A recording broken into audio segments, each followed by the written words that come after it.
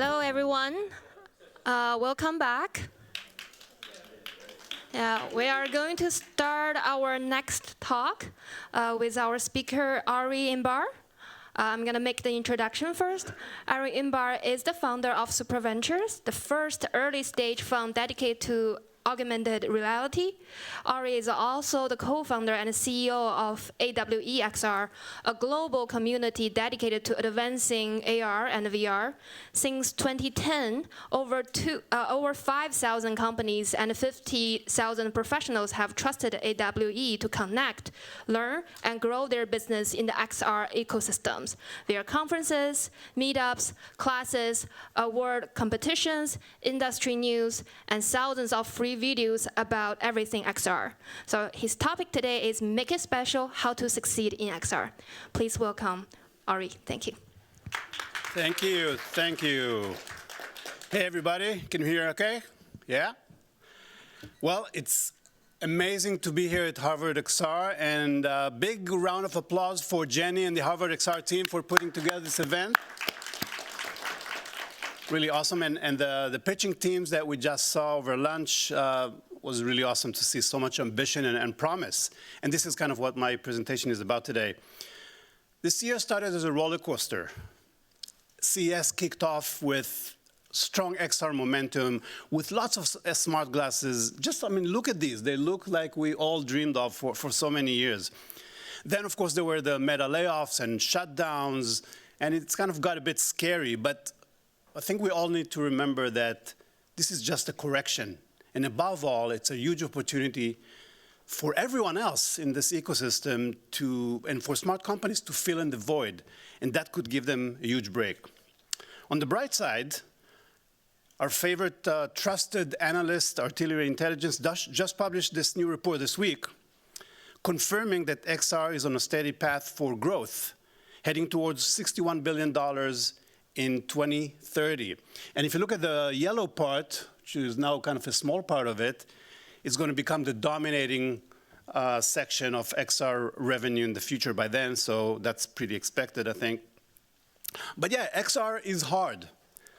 Many industry veterans are still struggling to grow their businesses, yet they're still at it because XR is the most exciting thing in our lifetime.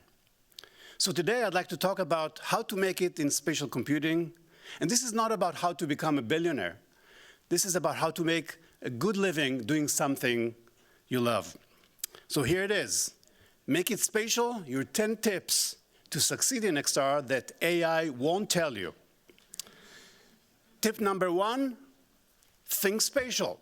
Duh, I mean, you're all here, so you're already thinking spatial. But to make it in spatial, always remind yourself why you're doing this. Spatial computing is native to our species. For 1 million years, humans evolved by moving through space, by interacting with the real world. However, since the mother of all demos over 50 years ago, we all had to interact with information using flat computing. It changed the world, but it wasn't natural. It separates us from the world. On the other hand, spatial computing, invented that same year, on the right, reconnects us with the world. It's built for how humans are wired. So forget everything you know about user experience on 2D flatware, kind of like Avi said this morning. Think spatial means that when you build an XR experience, it must be better than the alternatives, a lot better. Because users will still continue to need a very compelling reason to make the leap, to switch. But is the tech ready for prime time? Well, since back then in 1968, XR pioneers have been saying XR is the future. Me included, since I got into XR with a blog, an AR startup, the first XR conference. Still haven't lost a hair since then. And the XR Fund. And over 2 decades of mentoring hundreds of XR companies, I've been championing this idea that XR is the future. Well, last year, actually on this stage at Harvard XR, I said this with confidence. The wait is over. The tech is good enough, tools have matured, and AI removed a lot of the friction. It's ready for almost anything we want to build today. So tip number 2 is start now. Because XR is going mainstream. Yes, AI is stealing a lot of the spotlight, but it's the best thing that's happened to XR. And XR will ride AI straight into the mainstream.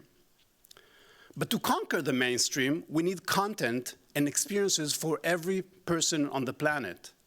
And the good news, thousands of builders all over the world are flooding XR hackathons, and it's the perfect time, the perfect moment to get started.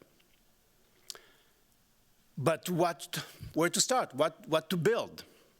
Tip number 3 is build what you've lived. Create experiences and apps based on something that you have mastered. Great builders aren't necessarily XR experts, or not even technical necessarily. They're masters of a domain, a passion, or a use case. They know their audience so well, they build experiences that are irresistible to users. Investors and platforms, they typically control who gets funded, but master builders can shift the balance of power. Build what you've lived, and it will pay off. Here's an amazing story of a builder, David Lutz. He's a remote control airplane enthusiast. He created a VR training sim. Think it's niche? He got, over a few weeks, 50,000 downloads. His users love it so much, they buy the Quest headset just to use the sim. So see what I mean by builders shifting the power of balance? Next, we have Tetsuya Nonomura. He loves bungee jumping. You know where this is going. He built Bungee Jump VR to help people conquer their fear. Over 100,000 people tried it, and they loved it. People line up everywhere to try this crazy experience. Has anyone tried it here? Can you shout how it feels? Awesome. We have some people that can describe it as a very long scream. And here's a story of the mega successful builder, Ryan Engel. He's a big golfer. He created Golf Plus, a realistic VR game, not for gamers, but for golfers. It's so successful that more rounds are played in Golf Plus every single day than real golf courses see in an entire year. His players, again, buy MetaQuest just to play more golf. And this is how XR goes mainstream, with builders creating content for every audience, every person out there. And by the way, a lot of these examples are VR-based, but that's because that's where most of the market is today. But it's changing. We're seeing new opportunities that are opening up for smart glasses. All right, so now, what if you don't know how to build apps? Tip number 4, use the vibe, Luke. Gen AI opens opportunities for anyone, not just great coders, or designers. And AI tools help you create, objects. Wow, what's happening here? Jumped ahead. So AI tools help you create objects, characters, worlds. And with vibe coding, anyone can be a builder. Google announced last month Vibe Coding XR with Gemini Canvas, with the open source XR blocks, and it translates your prompts into interactive physics-aware web XR applications that run on Android XR devices like the Samsung Galaxy XR. And just look at this physics lab. This is all the prompt that needed to create this experience. Or this XR Sports, where you can create this interaction playing volleyball with your hands. Or this chemistry experiments prototype. Again, this is the entire prompt that took to build this experience. And then, of course, from there you can iterate and keep going. And it's not just with Gemini and Android XR. Terry Schussler, sitting here and talking later this afternoon, gave a fantastic talk at AWE about vibe coding with XR, with the tools, like Cloud Code, Lovable, Cursor, and others. And what's the biggest benefit? Porting to multiple XR devices without the need to know the underlying hardware. And I promise you, this is for everyone. And tell you, from my personal experience, I've been sitting on this idea for a mobile AR app that gives us the power to chat with animals around us. And, you know, I haven't been coding for 25 years, okay? So I'm totally not up to speed on the current languages. And I was kind of considering, you know, spending some money, hiring developers to build it, but it's just sat in the drawer for a long time. And then one weekend, I picked up Claude Code, and in less than 2 days, it was up and running as a prototype. And then 3 hours later, I made it run on the Vision Pro as a spatial app. That's insane, guys. Using the Vibe is my 4th tip, but it's probably the most revolutionary one this year. So I want to ask you guys, how many of you have tried Vibe coding with XR, for XR? All right, so you know exactly what I mean. But everyone else, you have to start today. No, right now. Pull up your laptops and start right now. It's going to completely change your mind and your world. So yeah, there's a big love story here. XR loves AI. Though in the world of spatial computing, the human side has an edge. When you build an XR experience that you know inside out, you rely a lot on a feeling. And feeling is exclusive to humans. AI can't replicate it. Clankers can't do it. It's another reason to be proud to work in spatial computing, because it's really doubling down on what makes us human. And what most people out there don't get still is that this is actually a two-way street, this love affair. AI needs XR even more. Because how do you make AI better? And a lot of it was already discussed earlier today with world models. How do we make it more relevant to our lives? It needs to understand the world. And XR gives AI exactly that. It gives it access to world data via our own senses. So tip number 5 is give AI street smarts. And this message is resonating. Last year, Yann LeCun, one of the godfathers of AI, said right before he left Meta that AI should learn by watching the world, not reading the internet.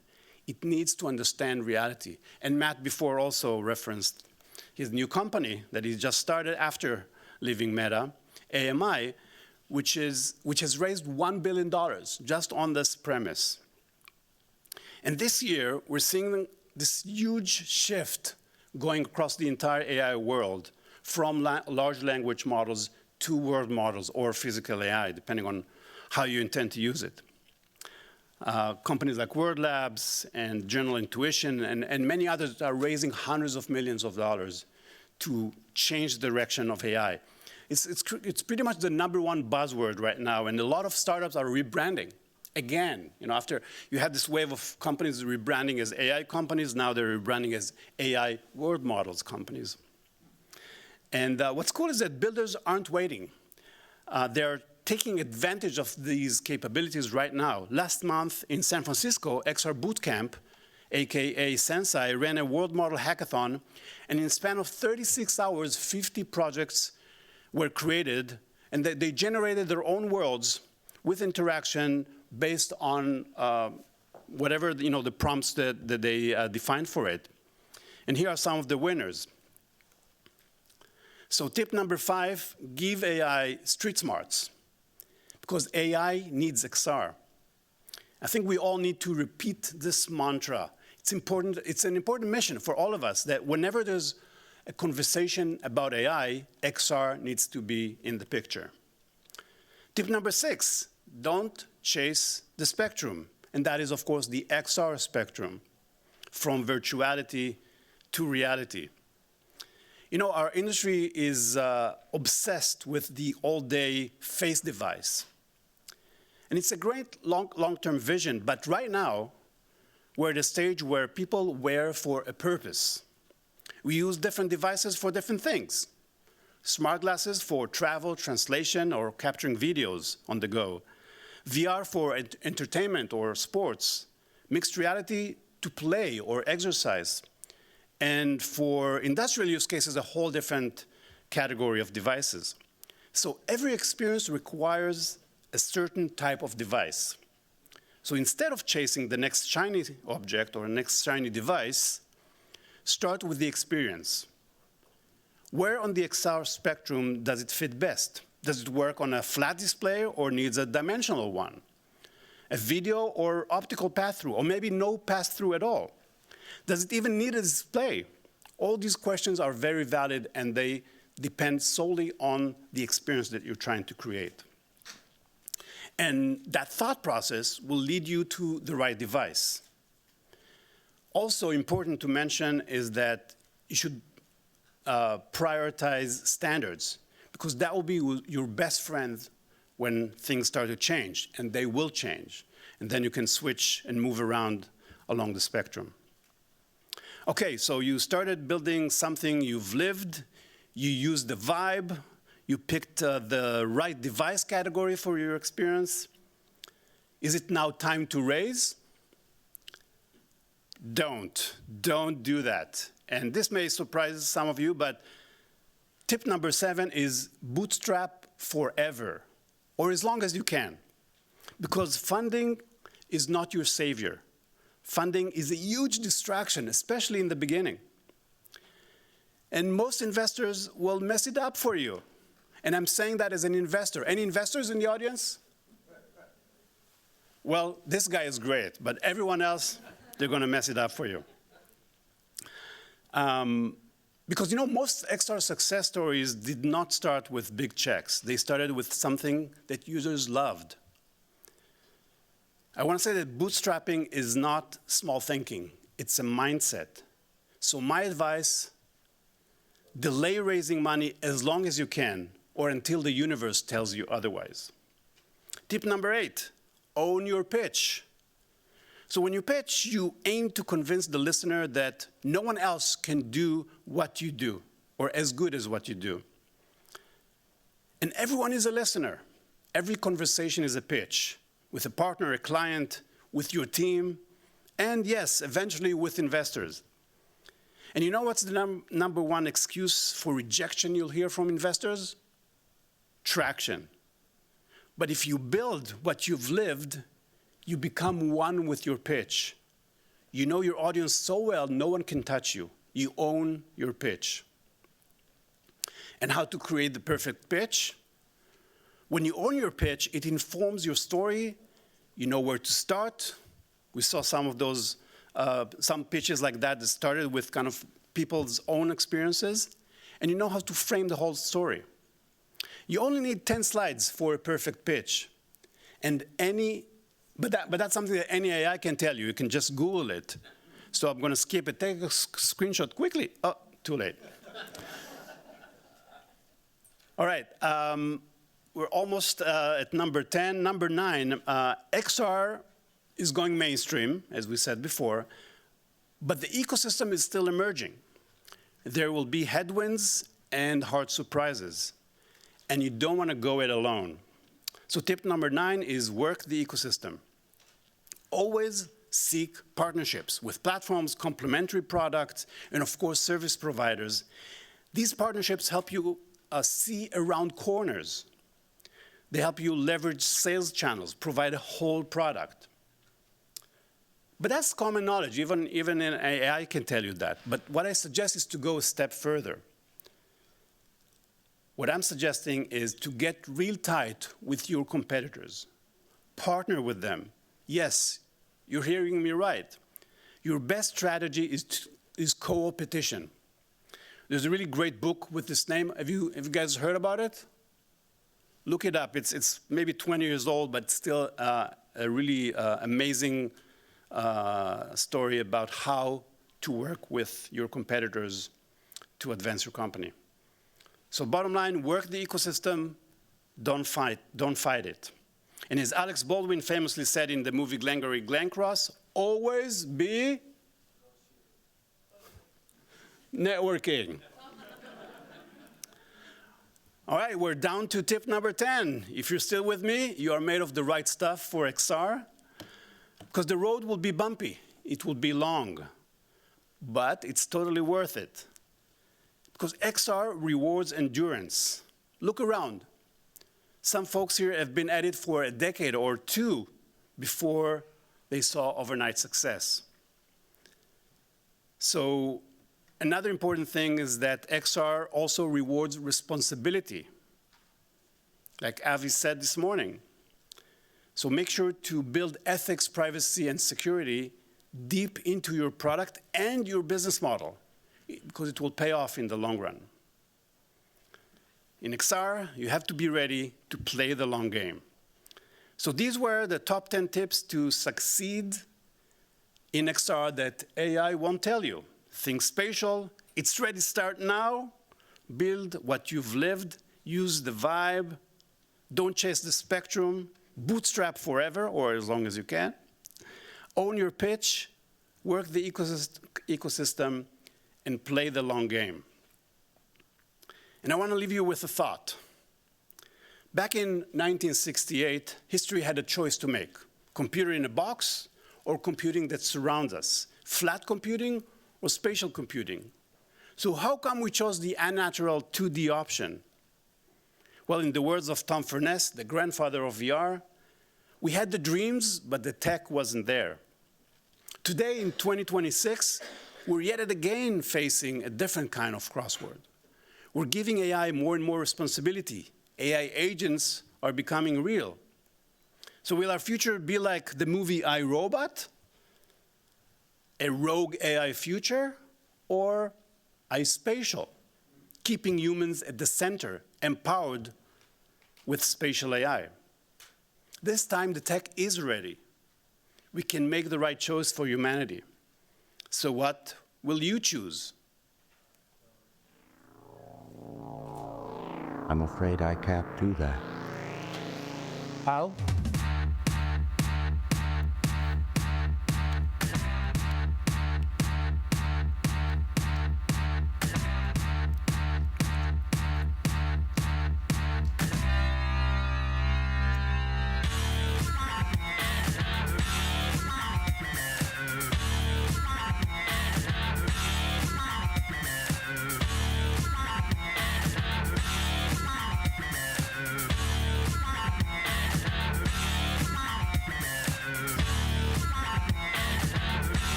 I, Spatial. You know? By the way, none of those were made with AI, none of those things in the video.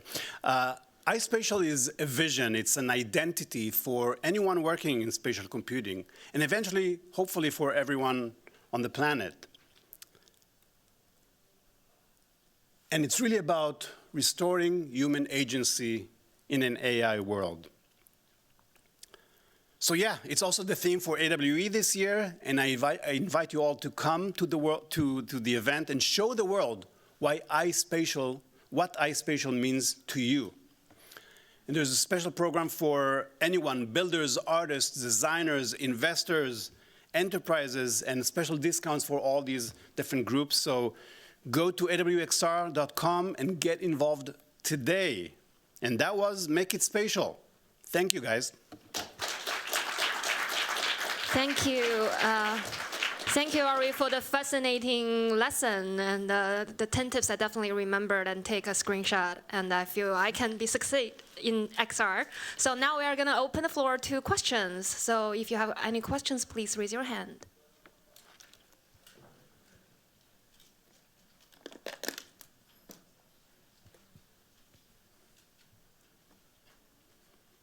It's all So clear. a lot You of can just go ahead and get started. Go ahead, Shelly.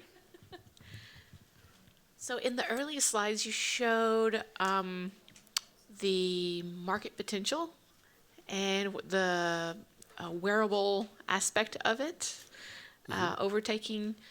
How close do you think we are right now to that push with devices truly using AI in impactful ways? And then how do you think it'll change over the next, say, 2 years?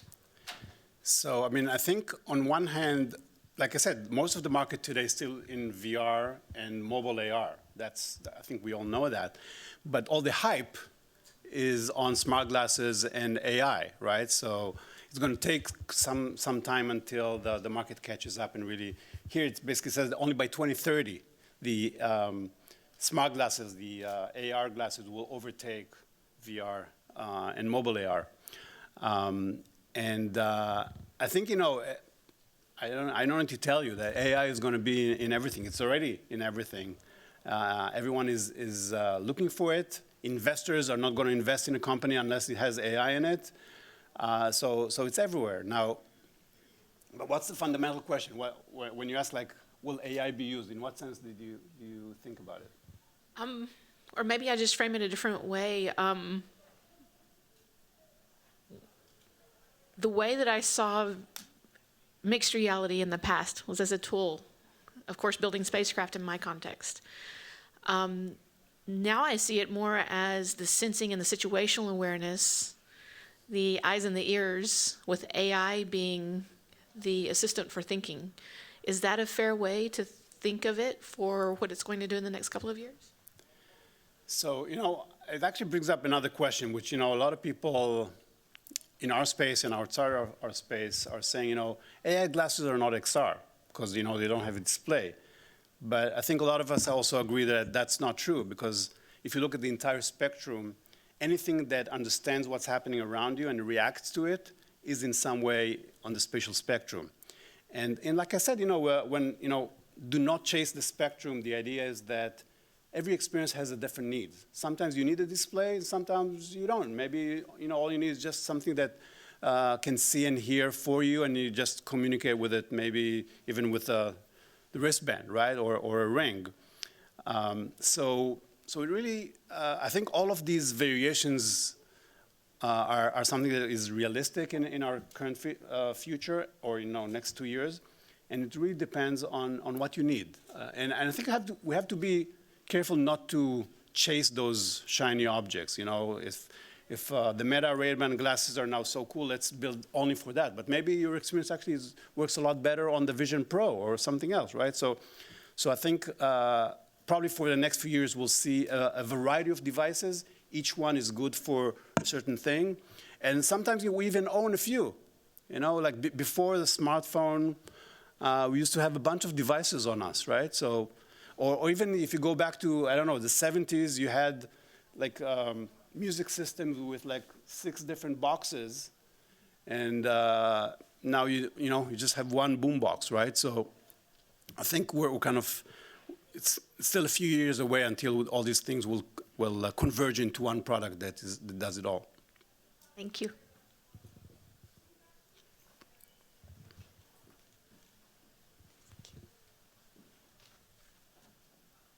Well, thank you for the excellent talk, as always. I'm very curious about your talking to animal thing. I'm very curious about through the process you're making it. What are the moments you really enjoy, and if any, what are the moments you sort of being skeptical or feel uncomfortable when you're making your animal talking thing? Now you're getting into it's. I wasn't supposed to talk about it at all. I don't know why I brought it up. I don't think I'm alone for this. No, but I mean, I think it's. If you look at what's happening in some section of AI in the last few years, is that there's a lot of labs around the world that are starting to try to decipher, like whales talking or birds. And actually, I have on my mobile phone, on my smartphone, an app called Merlin, which can understand, cannot understand, but can detect bird songs. So you just, listen up, and it will say, this is this kind of bird, this is that kind of bird. And although there's no AI in it at all, it makes you often understand, like who's talking, and you can imagine how kind of adding another layer of it with some visuals will allow you to really start communicating with animals. So I'm not saying that we can build like an AI right now that can help you actually have a conversation with an animal. Kind of like, Matt said this morning that most animals do not have a language, right? Or they have very little language. So communication is physical. It's about how they behave. It's about the context. And with AR, when you see kind of the environment, you can see their body language. You can detect a lot of information from that. And then when you ask a question, kind of in the style of a chatbot, the response you get from AI can be a lot richer than just, a regular chatbot. So that's a bit of a hint of the direction. But for me, it's really about connecting with the natural world on a deeper level. And it's something that started during the pandemic. I moved up to upstate New York, lived in nature since then, and it allowed me to connect with nature on a much deeper level. And as like an AR guy, I always wanted to see how I can apply that to me and to everyone else out there that may not have this kind of opportunity to be in the nature. So again, I think XR is about connecting us deeper into our world, and animals is one of the best part out there. Thanks for sharing. Thank you. Because of time, we don't have time for question anymore. So please, everyone, join me. Thank you, our amazing speaker, Ori Inbar here. Thank you, guys.